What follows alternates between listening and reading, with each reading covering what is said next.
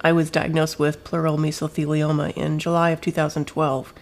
My dad was a pipe fitter. I grew up in California, and he would go out on jobs through a steam fitters union. He would bring home dust on his clothes, and I ingested it into my system, and it lives in your system for decades.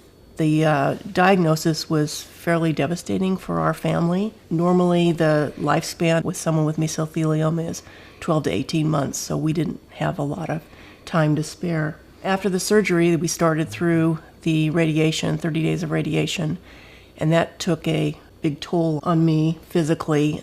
The surgeon again asked me if I wanted to contact a lawyer, and at that point we talked about it as a family, and we decided that it was time to contact a lawyer. He gave us a name of a local lawyer in the Seattle area. We met with that lawyer, and that lawyer immediately told us that he would highly recommend a phenomenal law firm in the Oakland area called Kazin, McLean, Satterley, and Greenwood, and that's where we went with them. My career was 25 years in law firms, and so I was not an easy sell.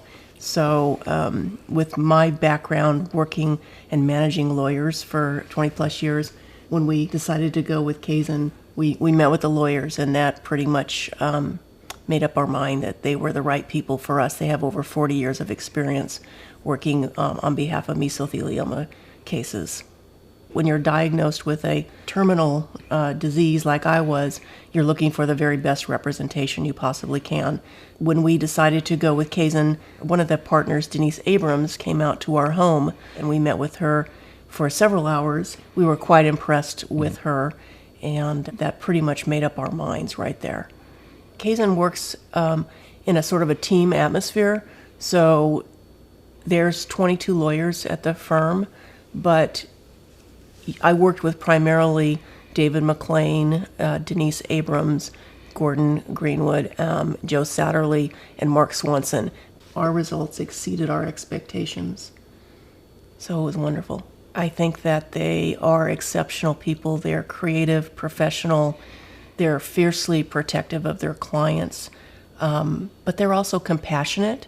And when you're dealing with somebody with a terminal illness, that means a lot to the client, and they are just phenomenal at what they do. They started off as our lawyers, they became our friends, and then they became part of our family.